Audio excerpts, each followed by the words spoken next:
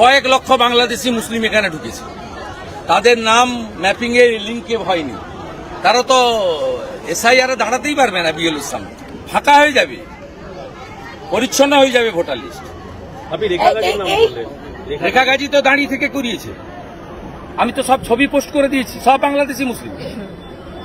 এবং এসআইআর এর ম্যাপিং এদের কারণ নাম নেই, অল আর বাংলাদেশি মুসলিম। গোসাবা দিয়ে এরা প্রত্যেকদিন ঢোকে। যেখানে যেখানে কোটেশ্বর রাও অর্গানাইজ করেছে মমতা ব্যানার্জি এবং তার ভাইপোর নির্দেশ। যেখানে যেখানে বিক্ষোভ হচ্ছে সেখানে দেখলাম আগে থেকে কোনো বিক্ষোভ না, হামলা। হামলার বিক্ষোভ বলছেন, হামলার ঘটনা এর সঙ্গে 100 দিনের কোনো সম্পর্ক আগে থেকে জমায়েত করেছে পুলিশ তাহলে এত রয়েছে। হাজার হাজার মানুষ আমার কর্মসূচিতে যোগ দিত না। আগে থেকে জমায়েত আপনাদের কেউ বা কারা যারা সন্ধ্যাবেলা বিশ্লেষক বসেন বিশ্বনাথ চক্রবর্তীর মতো, আমি তার ফেসবুক লাইভ দেখছিলাম, এর সঙ্গে 100 দিনের কোনো সম্পর্ক নেই বিশ্বনাথ চক্রবর্তী। আগে থেকে পুলিশ সেখানে উপস্থিত। কেন জমায়েত বিজেপি কর্মীদের সঙ্গে লড়িয়ে দেবো? এরা কত মার খাবে, কতবার মার খাবে, মার খেলে আমি খাবো।